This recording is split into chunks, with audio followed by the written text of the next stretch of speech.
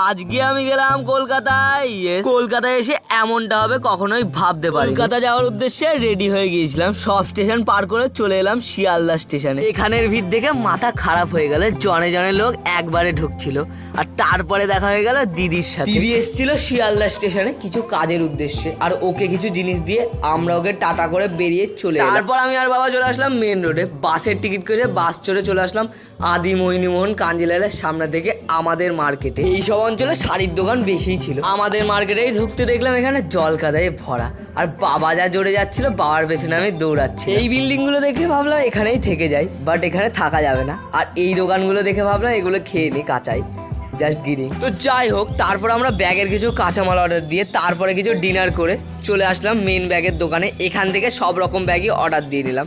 তো এখন আমরা বাড়ি যাই। তোমরা ভিডিওটাকে লাইক করে চ্যানেলটাকে সাবস্ক্রাইব করো। তো বাই।